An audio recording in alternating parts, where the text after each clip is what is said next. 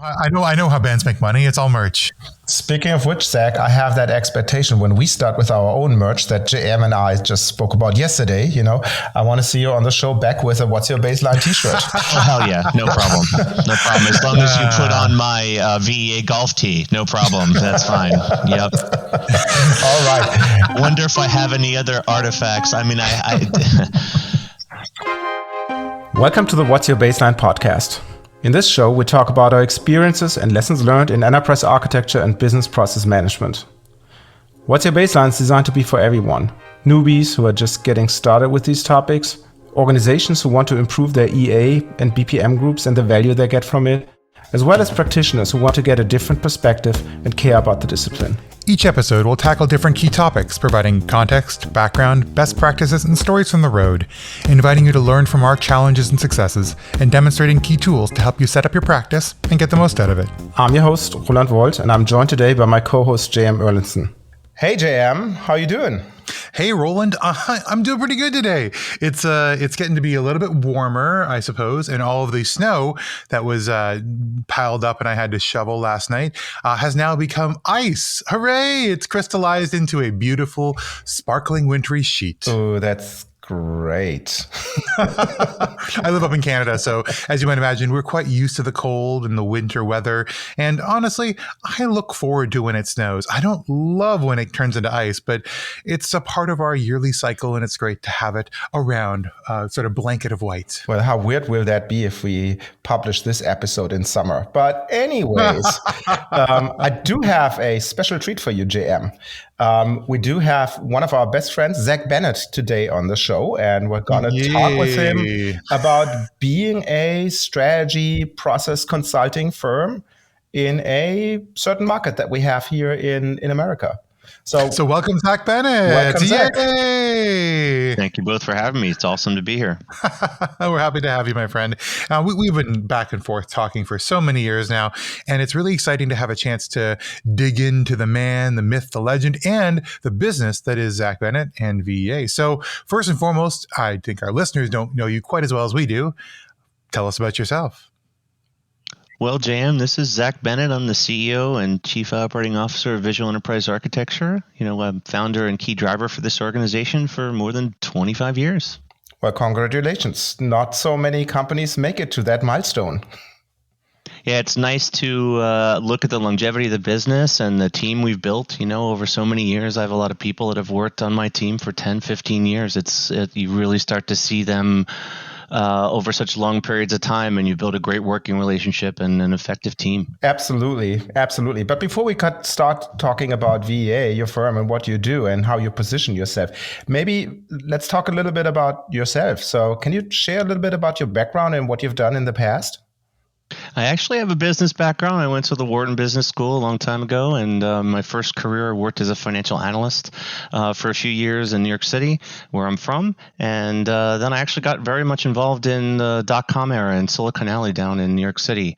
Worked for a place called the New York Internet Center, basically, early start of the internet, network connectivity and building websites, and eventually evolved into this practice around, what I'm doing now because of the different customers and experiences I had in that environment. The dot-com era was pretty crazy around 99 to 2001. I was involved with a company that was very well funded, and we ran national TV ads, and we built up whole teams. At the time I had almost 50 people reporting to me, which was quite an experience.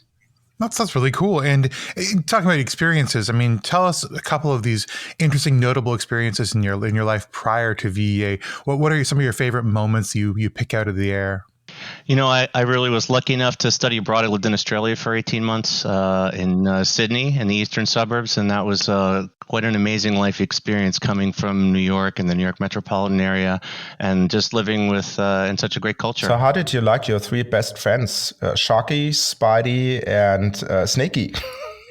I learned how to surf. I wouldn't say that I was excellent at it or even very good at it, but I guess I always wanted to. I'm always a big fan of the '60s and the Beatles, and really the opportunity to go surfing, for days on end was an experience I could never have coming from the East Coast. That sounds really good.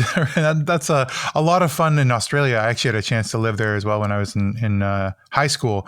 And I You never remember told me that. I never knew that. Oh yeah, I lived in just outside of Melbourne, and it was really nice to meet really friendly and inviting people, and avoid dying every day as a result of poisonous spider bites, as Roland alluded to. Is there some local rivalry between Victoria and New South Wales, or are they all chill?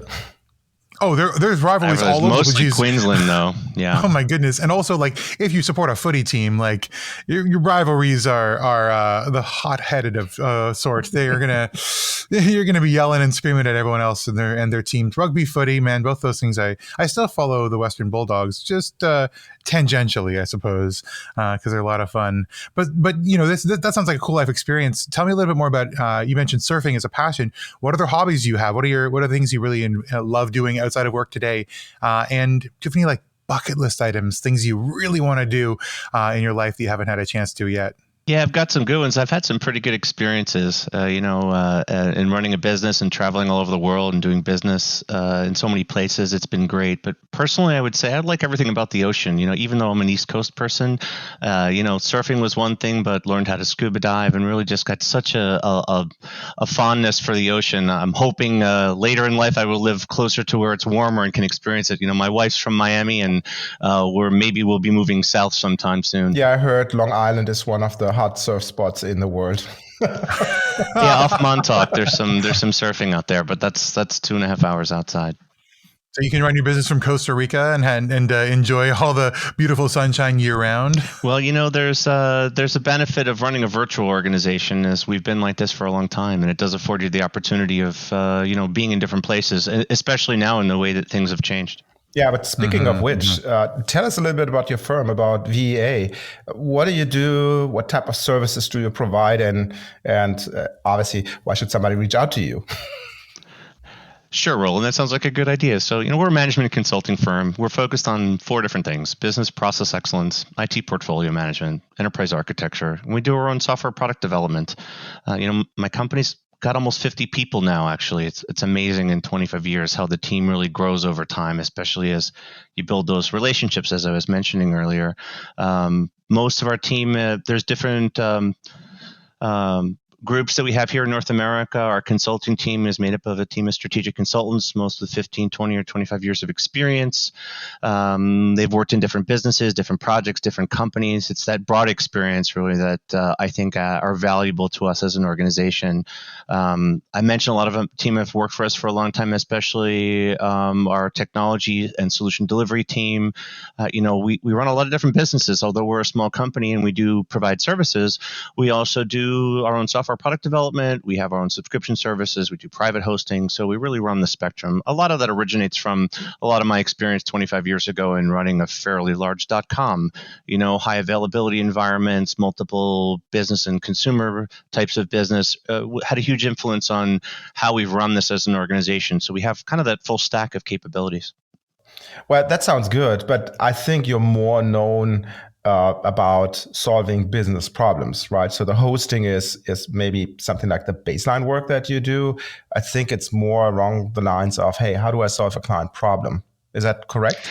Yeah, absolutely. I mean, our approach is long-term relationships and strategic solutions. It all really focuses around 2 things, which is business process excellence and IT portfolio planning. And those things definitely work together. We're a very solution-focused organization. It's and with those clients where we have really great relationships, we're able to offer that full stack, custom development, and as you said, those other types of services. But the majority of our business is deploying large software configurations of various different platforms and sizes, supporting improvement projects, building up centers of excellence, whether it's business process excellence or enterprise architecture or IT portfolio planning. And I think that spectrum of services, gives us a little bit of a differentiation because those things all work together. Yeah, I had a question about that. We're going to talk a little bit more in our second section about sort of the how you get there. But when you're making the decision between offering things like strategic services, relying on the understanding of the market needs and the strategic needs of an organization and helping to advise on how to proceed and how to implement, versus technical services and working on a platform and helping to like implement and deploy the actual solution itself and maintain it. How do you decide which one is more relevant for your business? How have you sort of split your people's focus between those two different topics? And ultimately, like, what should people be looking for when they're looking to engage with you, and how are you going to respond? I think that's a really good question. There is such a difference between being a specific technology solution provider, right? If you're very good at something and you have certifications and you bring that experience to the table, that is where business can come. But also the ability to solve these strategic problems, to have the business focus and industry experience at a broader scale, not just around the technology, but around the people and processes and the technology behind everything. That's absolutely correct. And our business is a balance of both. It's a consistent approach with whatever technologies we're using. We must bring a lot of that business acumen to the table. And that couldn't be more relevant than in process mining. The process mining itself and the technology behind it is but a small element of how actually process mining projects and process mining improvements take place. I feel like we talk about that a lot in the podcast, how one of the biggest things we see with a lot of our clients is that they rely on the technology to solve the problem for them. And the technology isn't a solution. Technology is a catalyst. It's like going to the gym. Going to the gym is not going to make you excellent at sports. Practicing is going to make you excellent at sports. Having strategy on how you're going to win is going to make you excellent at sports. That's going to make your team win. Going to the gym is going to get you swole and help you be able to execute when it's time to go. But it's not going to solve that problem for you. No, the technology, it depends. It's an enabler, right? If you're good at the technology, you can quickly solve problems. I think what really makes a successful engagement and drives client value is having done something before, bringing the experience to the table and being flexible about how that's going to work. I think there's more of a lot of what we do together in our careers, I know, are business process excellence. The top 3 companies are all in Germany, right? The European approach to process excellence is one thing versus in North America, we like to say it's our own methods and our own processes and roll our own a lot of times. So you bring a methodology, you bring a structure, you bring a framework and approach, but it has to be malleable. You have to be able to respond to different clients based upon industry, based upon the organizational dynamics, and how you approach a solution for a company is different. So speaking of which, before we get to the larger question of the markets that you serve, but can you give some examples of the type of projects that you do? We obviously said, large rollouts and all that stuff, but I think it needs to be a little bit more tangible. Can you give some examples of projects that you've done in the past? Yeah, I do like to talk about the, enterprise enablement, whether it's business process or enterprise architecture, IT portfolio management, building structured centers of excellence and a program and project management process for process excellence at large organizations, at medium-sized organizations. But a lot of our engagement is more targeted in certain business areas. The most prominent business areas right now are accounts receivable, accounts payable, supply chain, as they've always been. And we've engaged through the spectrum of those types of projects. Whether it's design and configuration or deployment, we're driving value by understanding and knowledge, in developing a common understanding of how this technology solution is going to work for a customer. Yeah. And so that bridges into the next question about what kind of customers you have. So tell us a little bit about your market. When you take a look at a market assessment of where the possible ways of engaging VEA is, what types of customers come up first and foremost? And tell us what that market landscape looks like when you're competing and trying to find ways of getting into spaces that you wouldn't necessarily be in normally. We've really been fortunate to have worked in so many different types of industries: public, private, U.S. government, foreign government, military, all different types of industries, probably somewhere between 360 and 370 different companies. And it's interesting because you hear from companies in all different industries about how they're so unique and how the challenges that they face are so special to them. And the majority of companies, 90%, say that to you. But the truth is most of them do have common challenges, common problems. They do develop products and services. They do market and deliver them. They do hire and fire people. They do have information technology and financial responsibilities and legal and risk responsibilities. So 85 to 95% of what companies do, it's very, very similar. And those processes are very, very similar. So bringing that knowledge to the table, you can say, well, you're really all not that unique. Yeah, I agree. It's only our mothers that tell us that we're special. In all right on, man. In all reality, for sure. we're not. For sure. But speaking of which, and special sauce, I know you're a partner of large vendors. Without doing names in the process industry, in the process mining industry, in the EAA space. But when you position your firm, and I would say you have the vendors, their professional services, one bookend, and you have maybe the big SIs, the big four audit firms as the other bookend. Where in that spectrum do you see yourself, and what is the special value that you bring to the table of having that position between those two bookends?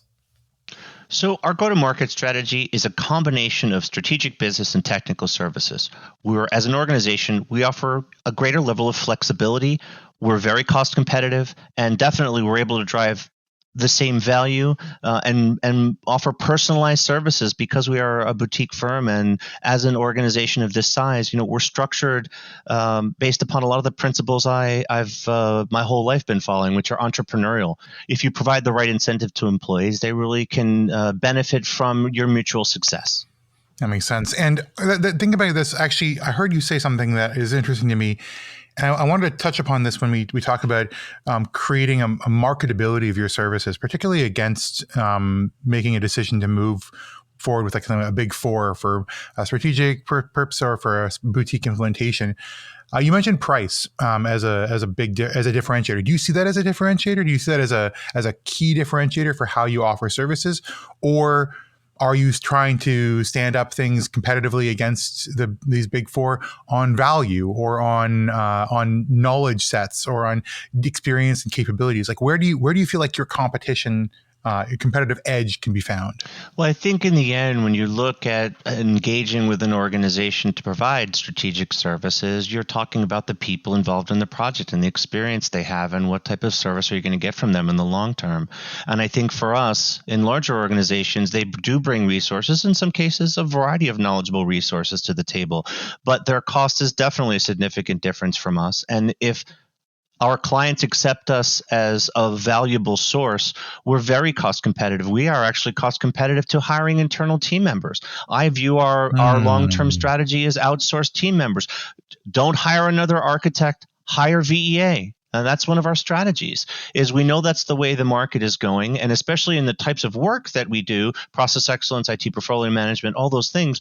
The truth is a lot of these groups are also from different areas already. So it's easy to fit us into the team and become a valuable team member. In larger organizations, there's less flexibility. And that's an interesting question for our listeners. And I think that's something for you guys to think about. Remember that when you look to hire an architect or bring an architect onto a team, you're paying for that architect no matter what. Either you're paying their salary internally because it's somebody you're just taking off of another project and allocating to yours. So that's still a cost. Or you're paying externally. You're bringing in external resources that will help to shore that capability up without taxing your people. And I think the argument that I see for bringing in external all the time is that one of the things your external consultancies will not know is your business, but your internal people will. And that's a very expensive thing to buy. Truthfully. To buy the ability to have worked there for 15 years and know everything about what you do. Why not use the architects you have to deal with business-specific problems and bring in external consultancies to deal with industry-specific problems? The challenge is they generally don't have a viable internal team, and the people that make up these teams in process excellence and enterprise architecture or IT portfolio management generally have dotted line responsibilities. They're pulled onto the biggest projects. They're pulled onto other internal activities, and their primary focus is not and boil the ocean enterprise-wide, change the portfolio, change the process mentality. And the truth is a majority of these teams already have consultants in these positions, especially enterprise architecture and process management. They are not all internal people. And the challenge is because bringing in outside people, they bring other practices to the table where a lot of enterprise architects have been in these positions. A lot of process architects have been in these positions at companies for 5 or 10 years, and they don't have the outside look at things through a new lens perspective that external consultants have. And I would argue that external consultants, it's interesting. Some of it's behavioral, like management tends to listen to an external opinion more than an internal opinion, and that's a thing I see at every company we work with. Right? It's almost a comic line, so to speak. One of the other things that we believe offers, from our perspective, a competitive advantage is you are buying an engagement with us. And that is not necessarily a single resource. We offer different types of resources. And if the balance of those resources is a little bit more strategic, a little bit more technical, our objective is a long-term relationship. So we know that over the long term, that's going to work. And I can tell you that sometimes takes 3, 5, 7, 10 years, but then we become part of the team and we're just as competent as people that have been there internally. I'll tell you the flip side of that, JM. There's occurrences where we have been help supporting the center of excellence at an organization for a decade or 12 years. And we've gone through 4 or 5 centers of excellence and we're the consistent piece. So, that's a really interesting value add that we bring. That is also what we see when you look at the audience that we define for our podcast, because one of the part of that audience is there's always new people, right? It might be the guy who just comes from college, who gets pushed into a project like enterprise architecture or a process project and doesn't know anything. Or it's like you described, people who just move on from one project to another, right? But there's always the need for education on those topics, because the one thing that you need is experience. You don't get that from college. And for obvious reasons, with 25 years under your belt, you're obviously successful in that. We also see that, those team members, and let's call it either process excellence, process improvement, now business transformation or digital transformation or enterprise architecture or continuous improvement. Those team members have also fought prior battles in organizations. Mm-hmm. Some they may have won, some they may have lost. Some of the politics still exist. Let's call it organizational dynamics. Mm-hmm. And bringing in fresh people and fresh faces, especially as the management layers move around. That's one of the primary drivers for the reason these organizations change, is that the management team changes. And it seems like it's an actual value add that you're doing the learning and development for your own people. So in some ways, you're saying, "Hey, listen, outsource this part of your business to me." So we are core part of the COE, and as we swap in new people, as our juniors come on board and bring them up to speed, we're responsible for ensuring that they get all the knowledge that they require. We don't have to rely on your systems, which may or may not be effective for communicating change, which may or may not be effective for rolling up this type of expertise to new members of your team. And so hire us for the reliance on our ability to do this and our consistency in delivery. That's a cool thing. That's kind of a risk mitigation for change, right? Even better, we're in the position where we're training their employees on the system and the content. Do that. I mean, that's not a fable. That is a majority of my work as our team members. We're at companies 2, 3, 4, 5 years. I can guarantee you that some of those people have changed, either the team members or the executive management, and that's just normal dynamics within an organization. People move around. Some of them mandated, some of them mandate that people work in different areas. Some, people bring in their own people, new teams form, but we're able to be there consistently and provide that continuity. It's not only risk management, but it's continuity. Yeah, that's a great point. Speaking of which, as I mentioned a minute ago, you're obviously successful in that type of work that you do. Where do you see the market for your offerings going forward? For us as an organization, I think going forward, the outsourcing model is definitely where we're going to be growing our business. We're very familiar with the virtual organization. We've been that way for more than 15 years. And in the role that we provide to the different groups for process excellence or IT portfolio management, we're really well suited to be trusted advisors and strategic partners in the way that organizations move forward. Do you see a special area of the type of work that you see going forward as the king? So I'm thinking about, and I make that up, process mining, process governance, all these type of things. Do you see a special field that you would say, okay, if I'm new to this industry, that is the topic that I want to specialize on? For sure, without question, you need to understand how process mining works. But when we say that, and I know the three of us all know this together, is that mining is really only one piece of the puzzle. We look at the full spectrum of process excellence technologies, and they all have their value and they all have their implementation needs.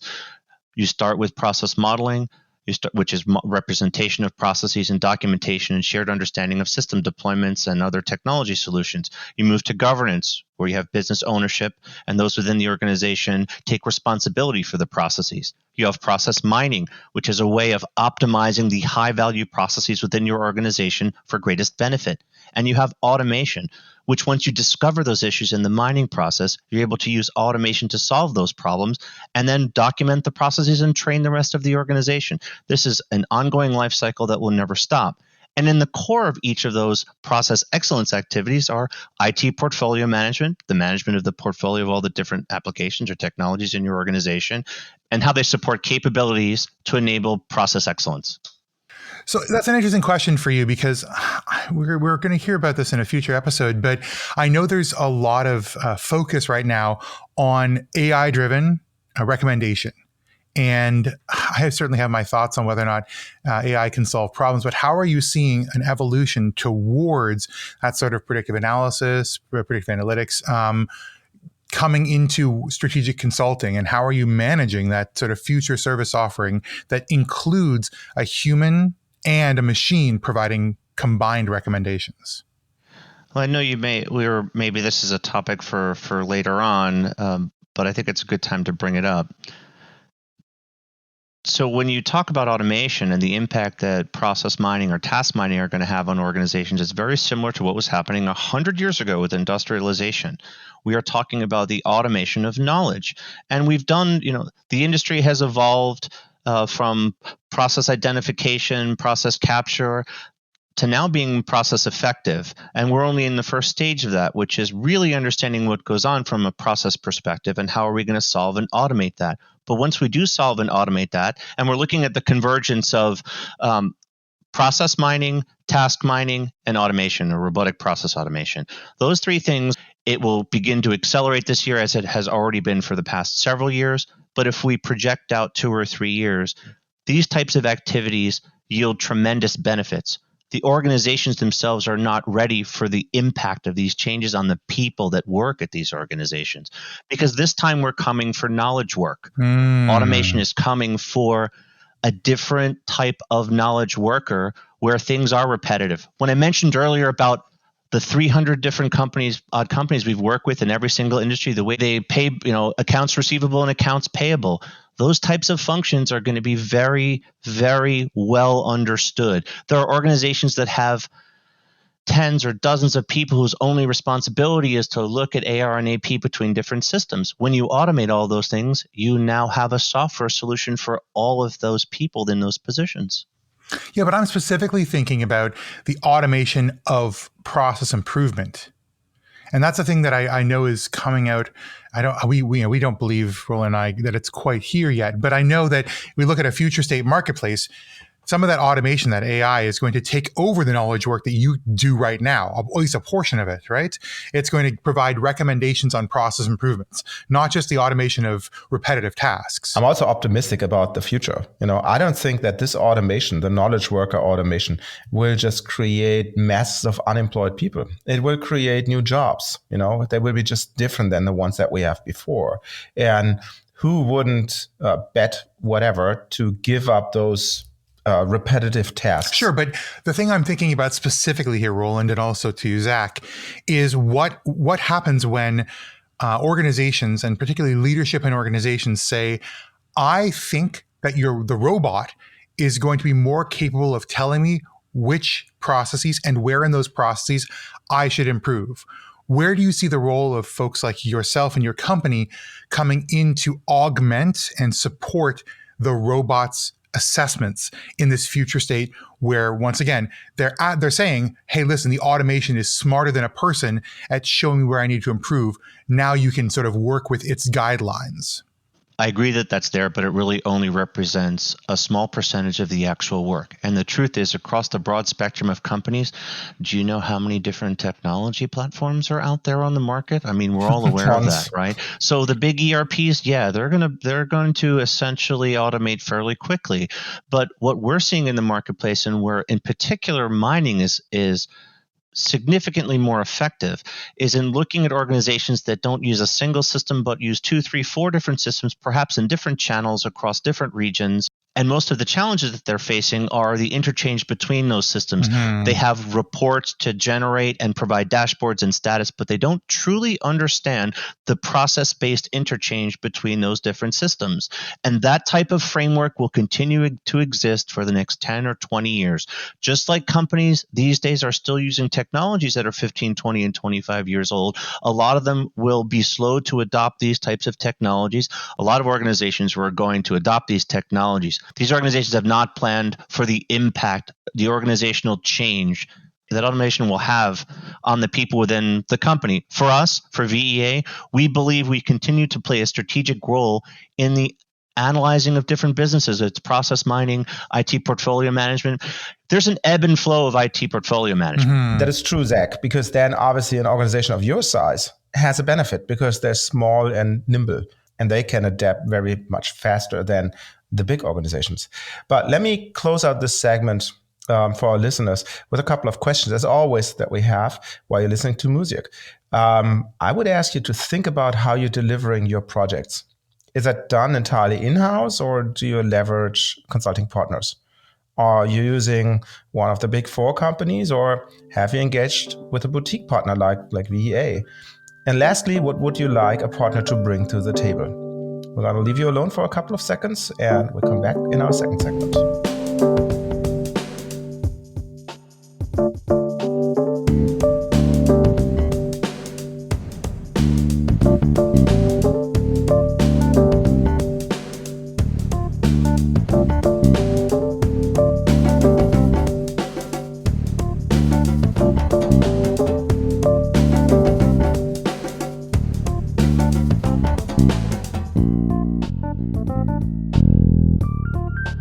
All right, folks. Well, thank you so much for thinking about that. Hopefully, you understand better where partners fit into your ecosystem and how you're bringing them to the table. Now, Zach, I think this is perhaps the most important question from my perspective from today's episode.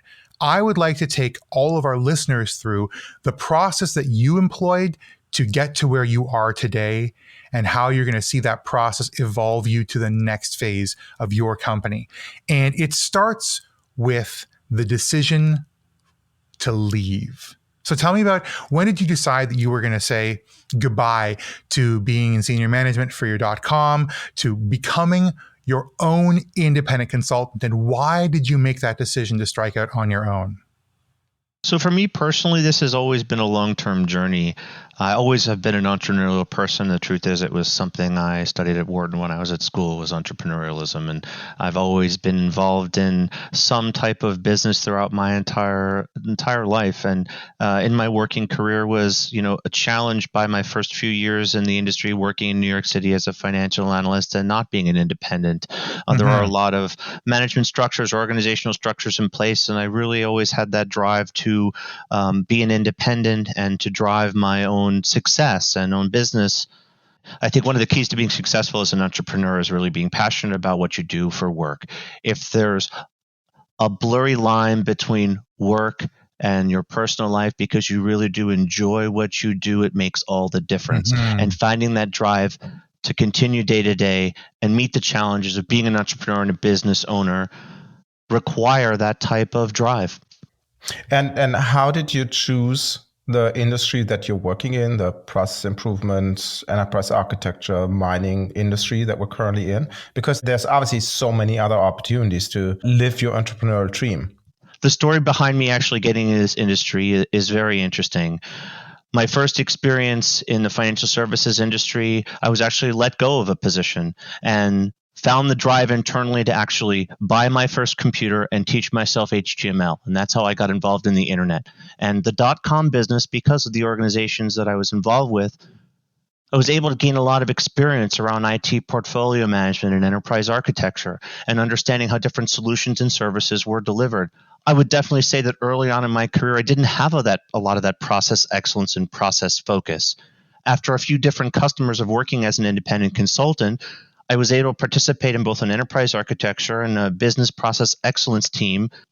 It was at this point that I became very familiar with process excellence as a discipline. It's something that I've been very attached to and continue to be passionate about on a daily basis. And how long did you do this type of work just as a one-man show until you realized, hey, that's something that I can grow? How long did that take? I was an independent consultant for 4 or 5 years before I was able to start to grow the team. Actually, in fact, the more I think about it, I think it's more like 8 or 9 years. The first step to becoming an entrepreneur is generating a client base and building revenue. It took quite some time after being an independent consultant to find the right project where I could grow the team and build my business. The business grew initially with some solution engineers to help support some of the deployment projects we were working on. And over time, as I started to build more than one customer, 2 customers, 3 customers, was able to identify a sufficient level of work where I could, in a very calculated fashion, begin to grow the team. It's very difficult to grow a business that is consulting based, because as you begin to grow a team and add members to your team, you have to have a consistent volume and level of work. The way that some companies achieve this objective is through a combination of both internal team members as employees and also partnering with other organizations or using subcontractors. It's still a model that we continue to use today, although in a much larger sense in order of magnitude. We continue to use a core team of employees, partners, and other solutions to ensure that we're successful. As a smaller business, the biggest challenge is, again, keeping that consistent level of work.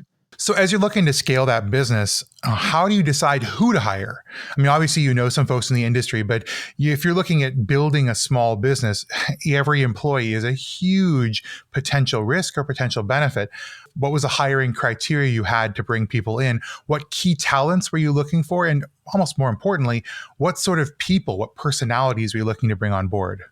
When we initially started to grow and bring on team members, one of the fundamental things we were looking for was experience in some of the technology and solutions. So we talked earlier about there's 2 ways to approach the business: being a specialist or an expert in a particular technology, and being a specialist or expert in a particular solution or business. Early on in the business, there's definitely an advantage to being an expert in the technology.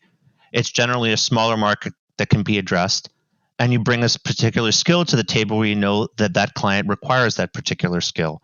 Over time, as you build a better relationship with your clients, year 2, 3, or 4, you bring other skills to the table. All the team members at VA have a lot of project experience working with different customers. And the types of people that we look to bring on board also understand the diversity of the way organizations operate. There is no one single way of doing things. Being flexible and understanding how to be independent and managing your own work is critical to being successful at VA. Question for you then, this is going to sound crazy, but where do you find these people? Because obviously, you know people through the industry, but if you're trying to scale up a business from one guy, Zach Bennett, to 50 people, where are you finding them? The challenge of finding the right people never ends. No matter how good you are in operating a business, there's always the challenge of maintaining the right balance of people that support you and make you successful.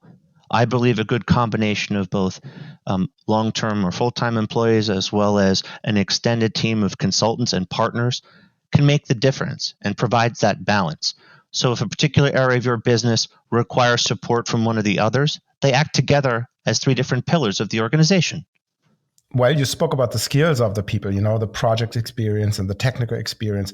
What are you looking for on a personality perspective for people to be hired in your firm? I really enjoy that question, Roland, because there's one thing at VA that separates us apart from, for example, some of the other larger consulting firms that you mentioned earlier. It's the entrepreneurial nature of us as an organization. So if you're willing to accept a little bit more risk in the way that you receive compensation, you're able to receive a significantly greater reward. Everyone participates in our success, and a business has its ups and downs. People come and go within your organization, even with your best efforts to keep them around. Some of the most critical members of our team really value the independence and flexibility. We do not have a large management structure. I depend upon all the key people in our organization to meet their responsibilities and to deliver services and solutions to our customers successfully. And when need be, we bring in the right resources to support them and to ensure that they're successful. That's very pitchy. It's okay to pitch what you do. And I think that's really important for people to understand is that as an independent business owner, I happen to also have other things that I do. You're always pitching. You're always selling. You talked about the team, everyone sort of having that entrepreneurial spirit. We have an expression at one of the organizations that I work with, which is everybody sells. Everybody sells all the time.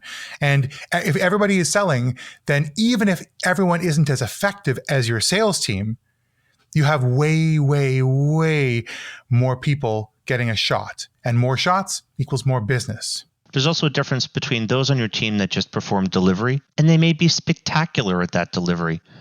But there's also a certain type of person that understands delivery is ongoing. Mm-hmm. Your evaluation is not just your ability to deliver, but to build a relationship enough that the client would like to continue working to solve challenges with you as a team member. This idea of continuous selling is a fundamental part of everyone at this organization. And the reason I believe at VA it's successful for our team members is because as they're able to build these relationships with customers and sell, as you say it, they actually participate in that process. Additional services, software and solutions that we deliver, they benefit from the company being successful as well. And I can tell you at a small organization, that makes a huge difference in why people like to be at VEA. So the other question here is, besides people being at VEA, which is, sounds like you really have a nice approach to making people feel both welcome and empowered to make decisions and to support the company and see a direct result of growth. How do you engage with your companies? How do you sell VEA to larger organizations? So what's your model that you've adopted, and how has that model evolved over time? Has it stayed the same, or have you found new ways to both sell your offerings and deliver them better so that people find the success they're looking for? Initially, a lot of our client development was based upon that need for a particular technology solution. As our business grew and we built more relationships, we were able to build experience and grow businesses within each of our clients. One of the most interesting ways that you can also develop the business is the people that you work with, especially successfully at organizations. They tend to move around to different organizations. Mm-hmm. And for us, one of the biggest drivers of additional business is when people that we've worked with who trust us move to a new company and are interested in engaging us for an even better round of success at their new place of employment. That's cool. That's cool. I've seen that in my experience as well, where you build the personal relationship with your client, and then obviously they come back and have the conversation with you at the new place. We have clients we've worked with at 3 or 4 different companies. Yeah. Speaking of which, when we look at going forward, what you offer, the packages that you bring to the table for your clients, it's obviously the consulting stuff, but I know that you also have content packages. So you sell products on top of your services. Can you talk a little bit about that? Yeah, that's correct. And that's where the different parts of our business really work together. So in addition to our own solution accelerators, we also recently signed a technology partnership with ASCM, the Association of Supply Chain Managers, where we're going to be offering an accelerator of the SCORE content across multiple platforms. How do you decide on which ones are important? What industry trends are you looking for? What customer requests are you looking for? Because obviously you're trying to scale beyond just providing $1 for an hour, because that's by definition a linear growth. You can't really scale that, right? Yeah, I believe you raised that point earlier, and that is one of the challenges of growing a business as a consulting organization. The way that you generate revenue as a consulting team is generally by projects, and the more people you have, the more projects you can support. And we identified early on, I believe it was 15, 16, 17 years ago, that we had to generate other sources of revenue that were long-term. In addition to becoming a partner and reselling software, that has never been a primary part of our business. We also realized that we had to build these solutions. So we originally offered software and software maintenance as an ongoing service. And that's now, of course, followed the industry trend of moving towards a subscription-based model. Mm-hmm. So whether it's our accelerators that are subscription or specific software products, those generate different revenue streams that help to balance a lot of what we're doing on the consulting side. And also for some of our key customers, we even offer other services such as private hosting, which really lead itself back to our .com origins. So the last thing I wanted to ask on this is that specifically those ideas, main industry topics you're offering those accelerators for, which ones have you found over time have really paid off? Which ones are emerging? Which ones are things people might think are important, but maybe actually don't offer as much value? So these are specifically industry topics that you focus on at VEA, or you're going to focus on at VEA. There's such a wide variety in how organizations approach the use of frameworks. Sometimes they're there merely as a reference. Sometimes they do drive the organization. Sometimes they're different from the organizational structure of an organization. But organizations always tend to turn them into their own particular flavor or framework. They make changes to them. Organizations are trying to identify what are the core business capabilities that they need, and helping them to understand the combination of business capabilities and the technology portfolio is an ongoing challenge. You mentioned earlier about how we could also support companies and the outsourcing. We're working with some clients that have outsourced their entire IT department. And that's such a radical change from the way we've seen companies organized in the past. We talk about the impact of automation. The truth is that as these companies outsource more and more pieces, we still believe they're going to require a strategic core set of capabilities. We see the ebb and flow of the enterprise resource management system or the IT resource management system, and going from one large system to many disparate systems. And now with cloud and hybrid, we see more of that. So companies are now even don't have an infrastructure in place for IT because everything is cloud-based. But they still require that functionality, that IT portfolio management capability. And as they move these solutions more into the cloud, they are in more and more different places. And looking at process mining and the way that the processes interact with all these different cloud technologies is a challenge that most companies are going to face for the next decade. Again, the transition these companies go through, it's a long-term one. We've seen that enough. We talk about how long systems are at companies. So we think this transition to the way things are going to be with automation is going to take a long time. Well, that's true, Zach. But where do you see the challenges along the way? What's changed most for us as an organization is that so many other companies have embraced the virtual workforce. Hybrid work is here permanently. It's going to stay. The long-term implications of that is that our business model, which wasn't necessarily unique, is now going to become more prominent with other organizations. For our team, 10 or 15 years ago, most of our service engagements were characterized by medium and long-term projects where our consultants were on-site, involved with the teams of our clients on a daily basis. In the last 3 to 5 years, we've seen a little bit more of a diversion towards more localized gatherings in person for those project and team participants. Part of that is the nature of the global customers we work with also have teams in disparate locations, so on-sites have become definitely fewer in frequency. And with the changes in the pandemic in the last 2 years, our success was always driven for more than 20 years by our ability to engage with people at conferences, at meetings, at events. Mm-hmm. Since I was first in my career in New York City at the Javits Center and even the old New York Coliseum, and I've probably worked 40, 50 different conference centers all across North America and even some in Europe. We really enjoy it. We really do knock it out of the park when we have the ability to meet with people in person. We haven't been able to do that. There were years we did 20, 30 different events. It's definitely a way to engage and to build better understanding. Me personally, even as the CEO, I still do go visit all the customers, at least before the pandemic, and I know that we'll have to resume to that. I believe the role of in-person meetings and conferences in the future will be even more prominent because people will be craving that type of industry interaction. And you just can't get it in a virtual setting. It may take another year for us to get there, but it's going to happen. Yeah, I can tell you I'm ready for that.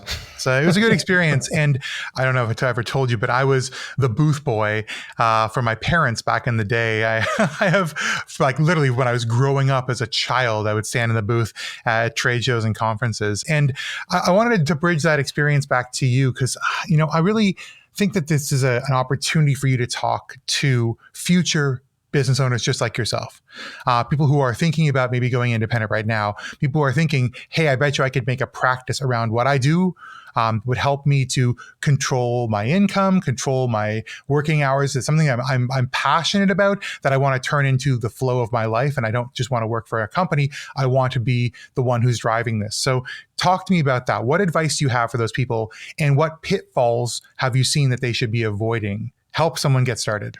First and foremost, I'll repeat what I said before. You better really enjoy what you're doing because it will require a significant amount of work. Not only will you have to provide the services that you do in your line of work, but also run all the other functions around the business. And growing people over the long term, even given your best efforts, it is hard to retain people over the longer term. I talked previously about the entrepreneurial nature, and I believe that those that are interested in being rewarded in a merit-based system for performance, this type of model can be very successful. For us, our driving force behind our success has always been ensuring that we deliver exceptional service to our clients. Mm-hmm. Being a small organization, we are able to bring to the table a significant level of resource and support to solve difficult challenges. We like to actually call that dragon slaying. It's something we're really good at. When you get 10 or 12 or 15 people together as an organization that have worked together for a long period of time, we're able to solve any challenge, build an understanding and knowledge about new solutions, and take on whatever challenges may be required. And I think as an owner, you have to be ready to take risks as a business owner. There's no way of avoiding that. I can't tell you how many conversations I've had with other business owners. How do you know when to invest correctly? I don't necessarily have a project, but do I hire the people in advance? It's always an ebb and flow. Do I bring the people on and train them in advance and be ready for the projects? Or do I wait till I get the projects and then I find the people to come support them? There's no perfect answer for that. What I can tell you about being successful is large organizations, I believe, are a little bit more strict around the number of hours that you'd give to a certain project and the performance of individuals. For us as an organization at VEA, we're happy if the customer is successful, because even projects where we spend less time and get more money may not drive the most value over the long term. Mm-hmm. We might spend 500 hours on a project for a smaller amount of money, but then work with that customer for 5 years. And it's that long-term vision. There's a real differentiator for us. So, Zach, I definitely see the problem getting and keeping that balance that you just described. When you look forward, what kind of changes in the industry do you see, and what kind of impact will they have for your business? For VEA as an organization, we're also growing with the industry. There's a certain level of process maturity that has existed in Europe for the last 5 or 10 years, and the pandemic has really accelerated that adoption here in North America. So we're seeing the embracing of process mining and process excellence. These concepts and solutions have been around for 10, 15, 20 years. But now they're so much more important in understanding how companies operate. They have to be able to respond in a more timely fashion, and process excellence and what we're doing with process excellence, the full spectrum of those services, just means that we're here along that journey with these companies. As they grow and mature and understand whether it's process modeling, process governance, process mining, process automation, we move up the mountain with them. So as they move to the next level, we're able to bring them with us. So we're always out in front. We have a driving philosophy here at VEA. It's something I've been very adamant about since the beginning. We do not wait for those solutions to be requested by the customer. We're always out in front. And a lot of the solutions we've developed in the last 15 years, we built them in advance. We were already ready to deploy them when we found the customers that required them. And that made all the difference. Well, someday you'll have to show me your crystal ball, because that's going to take a lot of insight into what the industry is going to want to be able to predict and build prior to the meeting. That's fantastic. So I want to take us to the second question for today's episode for our listeners, because you've heard the story of Zach Bennett, how he's come up, how he thinks you as a consultant might be able to build up your own practice. So we want to ask you to reflect. Think about your career and expertise. What do you do? What do you love doing? What do you think you're really good at? What do you think could be valuable to take and turn into a practice? Do you think that lifestyle would suit you? As Zach said, you're always on if you're a business owner. And would you want to strike out and make your own offering of business? And if so, what would that look like? Let's dream together as we float away with some music, and we'll be back in a moment for our thoughts, our conclusions, and the end of the episode. Lately I've been feeling like I'm needing a change. Take me up into the sky. I swear I can fly. I'll try. Yes, I'll try. I'll try. Welcome back. So before we wrap up the show, obviously, now that we all learn about Zach's very interesting background and about his firm and the interesting things that they do, well, the question that I have, Zach, actually I have two questions. The first question that I have is, if I just want to hang out with you and have a conversation with you, or if I'm a potential client and I want to work with you, or if I'm a potential candidate because I want to work for you, well, how do I get into contact with you? Probably the easiest way to get in contact with me is on LinkedIn. I'm pretty active. You can always see me posting content up there, and I'm always very engaged with those that reach out to me on LinkedIn. If you're interested about our organization, you can follow our Bright Talk channel. You can follow our company on LinkedIn. You can visit our website. For those that are interested in working in an entrepreneurial organization like VEA, we do have some job postings on LinkedIn, and also we'll provide an address for you to submit your resume and be evaluated as a candidate. And we definitely will put all those links and email addresses and all that stuff in the show notes. So if you're super excited, that's your chance to go to our show notes, which JM will tell you exactly in a minute where you can find them. What an intro. Well, this is actually an outro, friends, because thank you all for listening. We say this at the end of every episode, but this podcast wouldn't be around without wonderful folks like you tuning in, paying attention, loving what we do, and giving us great feedback. And that's right, you can leave us lots of feedback. You can send us an email at hello@whatsyourbaseline.com, or you can look at our show notes. There's lots of ways of getting in touch. You can also leave us a voice message on Anchor so we can actually hear your lovely voice telling us what you thought we did great and what we thought you could do a little bit better on.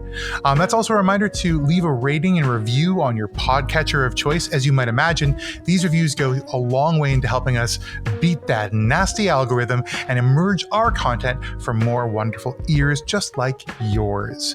Well, this is another pitch for our website, whatsyourbaseline.com, because you can find all the notes for this show posted at whatsyourbaseline.com/episode 15. Well, until next time, I've been J.M. Erlinson. I'm Zach Bennett. And I'm Roland Volt. And we will see you in the next one.